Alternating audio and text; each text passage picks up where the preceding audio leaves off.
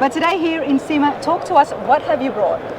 We brought Angelo's 87 Grand National. So this car, we have left nothing untouched on this build. Yeah, so we moved the brake booster and everything underneath the back of the underneath the dash, and then shoved the motor way back. But you're here on Rana's radar, okay, Paul? So I'm going to tell you one thing. We're going to go a little bit more slower, and we're going to start right at the front. All right, everybody, welcome to Rana's radar. Let's have a look at one of the biggest reveals that's happened here at Sema 2024. I'm here with the Dutch boys, Joe and Paul. How's it going, you two? Good, very good. Thanks for having us. Congratulations. Yeah, thank you. Appreciate it. Absolutely. I'm so glad we were able to meet and connect at Sema. We've run into each other a couple of times at the other shows, but we haven't had a chance to get you guys on the show. So I'm super excited. But not only that, you've brought something that has really amazed everybody. Yeah. And it's got people really excited. Yeah. It does. Yeah. Tell us a little bit about yourselves and about Dutch Boys. So Dutch Boys is a father-son business that kind of a hobby that became a business. Started out of a one-car garage, just doing work on the side. My dad worked in the collision industry, and then I kind of followed in that footsteps, and then I decided that I wanted to build custom cars. And we rented a shop, and we got one employee, and then two employees, and then we got kind of a first couple breaks of building cars, and now it's evolved into what it is today. And it is a very big shop. I have seen the website, and I do follow you guys on social media as well, so I'm excited to go and check it out. Yeah. But Joe, tell us, how old was Paul when he first said, he wanted to come in and start turning wrenches? Well, I think Paul went to his first car show when he was 4 years old. So Okay. My best friend and I dragged him to a car show out of state, and I think ever since then he's kind of been hooked on the cars. Yeah. So he started getting out of the garage probably when he was just probably in high school. Wow. So, and then he just would get out and come out and shop with me and tinker and do whatever he could to, whether it was on a car or a bicycle or a motorcycle, dirt bike or whatever, he was painting something. So Let's move over here. Yeah. Father and son started off inside just the one-car garage. Yeah, just one-car garage at home. Wow. Third bay. So. And what was there something in particular that got everything started? A build or a restoration? We started, what we've always been known for is doing paint and body work, and we kind of started doing some paint and body for some other shops, bigger shops and customers, and just kind of started doing that and kind of paying our dues. And then I said, man, I really want to build full cars. Okay. So I kind of put all my eggs in one basket, and I built a car and brought it to Sema in 2015. It was my own car, and I kind of just took the chance and built it, and it really jump-started our industry, our business, and we got attention of a customer that commissioned us to do a build. And kind of from there, it just got the ball. It kind of solidified that we could build a full car. We could build not just do paint and body. We could build a turnkey car. So love that, because the shop has definitely grown throughout the years. It's grown, and we're excited. I'm definitely excited to check it out and show you guys and find out exactly what is so special about the paint and body shop at the Dutch Boys. But today here in Sema, talk to us. What have you brought? We brought Angelo's 87 Grand National. So this car, we have left nothing untouched on this build. Probably the roof is the only that's not been modified on this car. There's a lot of subtle modifications throughout the whole car that a lot of people wouldn't notice that we did to it. Tell me a little bit about the car. Why are people so excited about this? The Grand National 1987 is definitely not one of your traditional hot rods, I guess. No, this is actually the first 80s car that we've done. Okay. So. And obviously that was because a customer had brought the building. Yep. Okay. Yep. But the 80s cars are coming back. You guys being in the industry, how do you feel about now doing restorations on the 80s? And yeah, I think it's coming. I've never really got super excited about building the 80s cars, but this car allowed us to put our touch and our brand on a car. I've never really honestly been a big G-body person, and so this car kind of challenged me to build it the way I saw it in my head. And a lot of these cars don't sit very low just because they're not able to with the floor pans and the wheel tubs in the car. So we cut the car from the firewall to the tail panel, and we built our own chassis. Oh, wow. We channeled the body over top of the chassis, and got a super low ride height. We shoved the motor back, and we just modified so much on this car. You've done a lot, but you're here on Rana's radar, okay, Paul? So I'm going to tell you one thing. We're going to go a little bit more slower, and we're going to start right at the front. Yeah. You're not going to get away with it that easily, okay? Because I haven't seen these up close, the stock version. So a lot of people. I heard you telling Rick Love earlier that these originally from the factory were plastic. Yeah, so they actually had an end cap here that bolted on from the factory, and then there was a plastic bumper part that bolted on, and they just were really crappy plastic. So this whole header panel is all made out of aluminum, or not, sorry, steel. And just got rid of all the plastic stuff. Then we narrowed the bumpers into the body, and we made this was a factory rubber trim, and we made it out of aluminum, and then we sprayed it to look like it was still rubber. Was rubber the theme in the 80s? Yeah, a lot of plastic, rubber type stuff, and then this had like a big bump up here for a license plate. Right. So we took that out of it, we peaked the bumper, and then made the molding match. I'm loving the spoiler, the chin spoiler down here. Was that stock or something you guys Nope, added? that's one we added. These spoilers were something very similar to these cars had. We just changed the proportions a little bit, and then we added a splitter to add more of a kind of aggressive look to it. Love that. And I love the fact that when you look at it, you know it's a Buick, you know it's an 80s car because of the grille and headlights. Yes. That's how I would recognize it. Yeah. And this car, with the twin turbos, I had the idea of making the inner headlight the induction, the cold air induction for the turbos. So we went with a running light down here, one bright Holly headlight there, and then got rid of the inside headlight and turned that into a functional duct for the turbos. Because we set the turbos back in the engine bay, kind of like you would see like Pro Mod type. We built a custom cover over the intercooler. We just went into a lot of to clean things up. We made a plastic, or we 3D printed a cover that covers the throttle body and the kind of ugliness of the clamps and everything. Same thing out here. We made our own clamps to cover your generic rubber coupling and clamps. You've covered the right things, yet everything is still exposed. Yeah. Just so we can appreciate it, especially with the turbos there, the engine block. That is a 427 mast LS7, and we haven't had the car on the dyno yet, but it should make 1,500 horsepower. 1,500 horsepower, nice. So one thing about our theme at Dutch Boys is we like the racing and functional mechanical look then wrapping it around the nice quality of a show car. But really our thing is functional. We like doing road tours and autocross and road racing, so our cars get used, they get worked on, they get broke. So no, that is the theme that's happening right now, and I think you can agree with that as well. It's about having those drivers. Yeah. There's no more of building a car just to keep it and show it in a trailer. I think pretty much everyone in our industry at this point is kind of gravitating to that more and more. Just the fact that if a customer is going to spend the money, they want to be able to drive it. Exactly. And some still build them to show pieces and just put them in a collection and or whatever. If you've got a collection, that's perfectly that's fine. great. But if you only have got that one car, you spend that money, drive it. Yeah. All right, let's move on. Now, you told me that you moved the firewall back.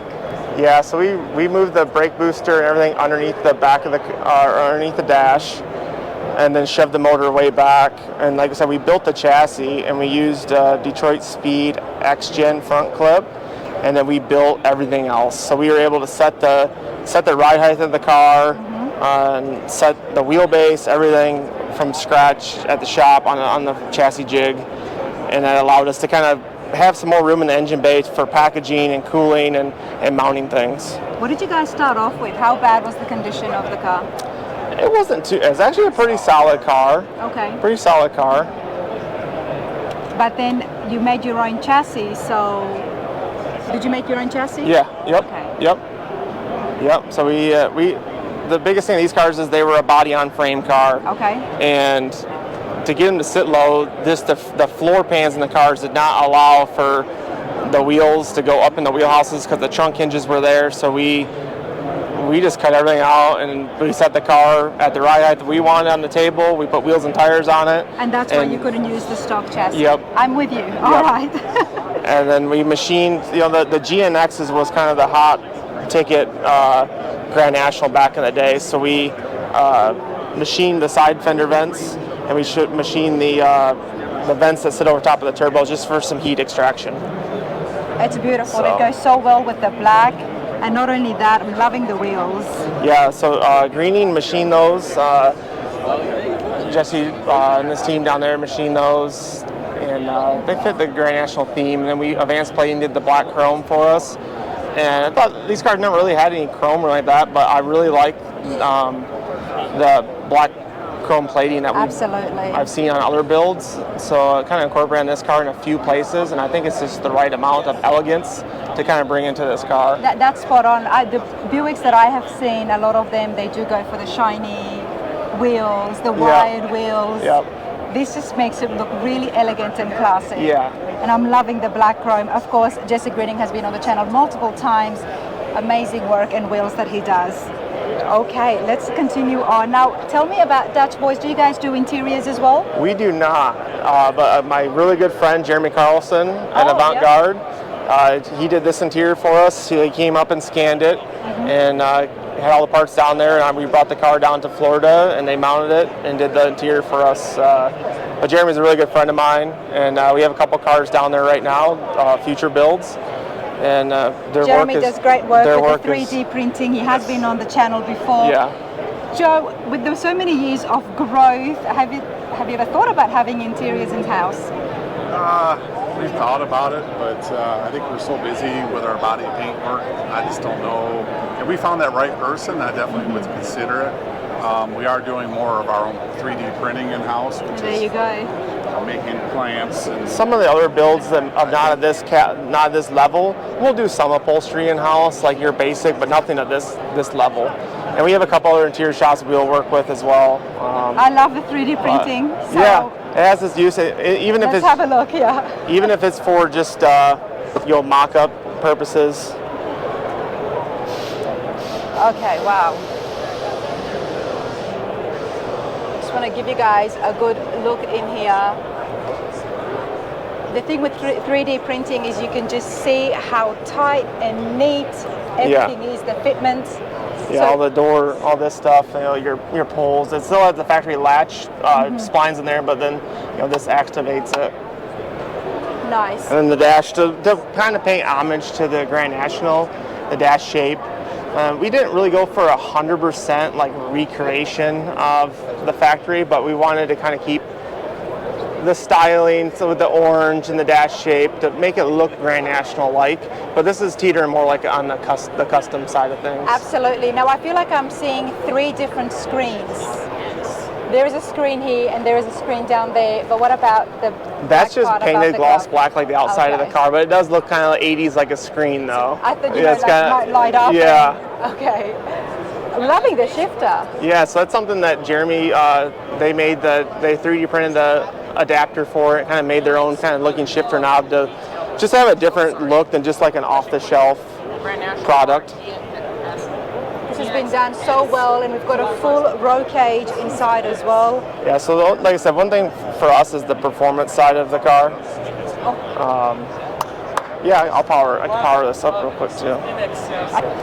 I love that because, even with the 80s, it was always about trying to be as futuristic as you can. Yep. If you could put some LCD screens, or if you could go with the colors. I don't know if I'm explaining myself properly, but you guys let me know. But the 80s was always about being hip. Yep. That's the word. Being cool. There you go. A little bit flashy, like this car, like the interior, like this isn't 100% what I would normally do. I'm more of a subtle, like less. No, but this is 80s. But and then this is 80s. So like with the orange and stuff, I was a little unsure. And then the more now that seeing everyone's response to it, I'm really happy we went this direction.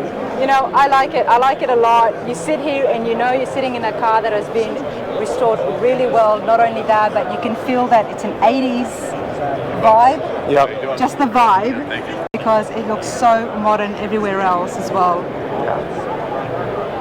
what are the wheel sizes here? So it's a 20 in the back and a 19 in the front with 345 in the back. So it's a huge wheel and tire on the back of a G body. So like I said earlier, we had to work a ton. We had to move the trunk hinges in, and then we made the custom flares to go along with it. All right. Tell me about the body lines on the trunk. So we just really Did you add anything? We just sharpened a lot of the body lines up, like the roof line, the trunk line.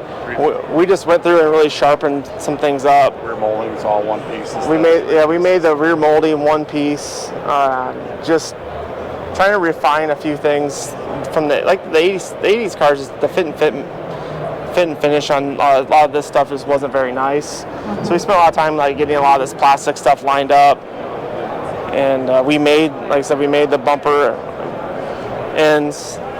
We did the center exit exhaust. Oh, nice.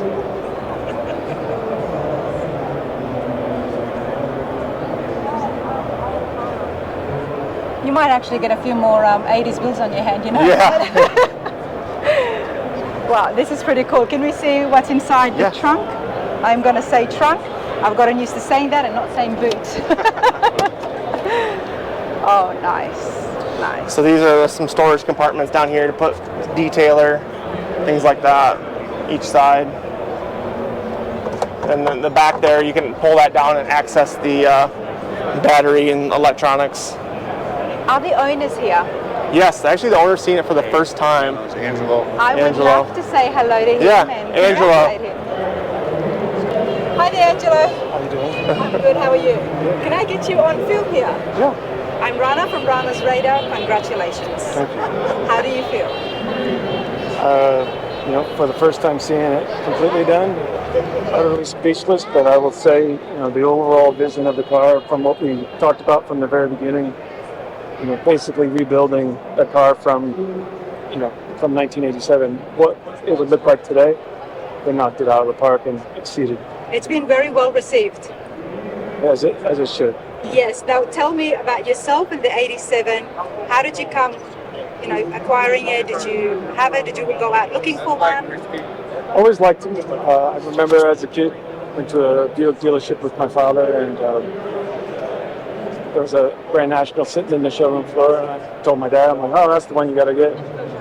He didn't leave with that. We just left with a regular old Regal, but always loved him. A creature of the 80s. And actually, the funny story of how I bought the car was I was at lunch with a client, and my business partner was at an auction. Okay. He says, hey, that car you like is coming across the block. And I'm like, you're going to have to be a little more specific. And he goes, that... Many cars. Well, that's what I said. And he goes, the black one. I'm like, keep going. And he says, the Buick. I'm like, the Grand National. He goes, yeah, it has 26,000 original miles on it. I'm like, he goes, well, do you want it? I'm like, yeah. What a spontaneous build. Very, very auction-like. So I actually ended up hammering at 24, like 975. I go back and I'm finishing up my lunch meeting. And the whole time I'm sitting there thinking, and my wife works with me, I've got to go back and tell my wife that I bought a car while at lunch with that client. And she took it well. Okay. She did. But she sounds very supportive, otherwise we would not be standing here with this. She has been very supportive of my addiction. You're very lucky. I am. What's your favorite feature? I know it's going to be hard to ask. What I like most about it is they kept the essence of the car. A lot of people, think that we actually cut up a GNX, and it's not a GNX. It was at the time we thought it was a 26,000 original mile Grand National. It turned out to be nowhere near that. My partner did not see the. That'll teach you for buying something. Exactly right. At an auction without seeing it. It was like 178,000 mile. Oh wow! So I didn't really have any qualms of, ripping it apart and making it better. What my favorite thing is, what's not to like. That's true. I like how they, like I said, I like how they kept the essence of the car, of the 87. And we can see that. Yeah, you can tell a lot of attention to detail. I like just the subtleties, like the license plate, the badge plates, just. There's a lot of small details that completes the entire look. And one of my favorites is the trim. Oh yes. I mean, that to me is just whittled out of aluminum is awesome. Thank you. When he showed it to me, I literally thought it was plastic. Yeah. And to find out that it's not, and that's one of the main things that I've always liked about my builds is I don't like to have fiberglass and plastic because there's no longevity in it. Yes, it costs more in the upfront, but I like. My concepts when I get behind a build is just to try and keep the essence of the car, build it better. Okay. And this, for me, is if Buick were to build it today, this is what it would be like. You obviously know your cars. Where does your connection with cars fall? So, again, growing up in the 80s, watching movies, how I came to build a 69 Camaro was from the movie Better Off Dead. Okay. It's a little cult movie that in there they had a black, 68 or 69? 60, it was 69. So you've done restorations yourself? No. No. Okay. Well, if you Your Camaro. if you say signing a check was I wish I had the talent that these guys do. I really do. I'm completely envious of it. I just. Me too. Don't worry, we're on the same page. Now the real question is, what are you doing with this after the show? Well, Paul, Joe, and I need to probably work out the custody battle, but I haven't done that just yet. That's in the fine print somewhere, isn't it? But we'll take it. I'm going to have paint protection film pretty much put all over it, and the plan is to drive it. I want to take it on some road tours and have some fun with it. And we can expect to see you guys at some of the shows as well. Oh, absolutely. Yeah. 2025. Yeah, we'll hit a lot of the circuit this year with the car and show it off and promote it. And well, I'm excited. Congratulations again. Beautiful build. thank you. All right, thank you. Thank you so much. Thanks for having us. Thank you.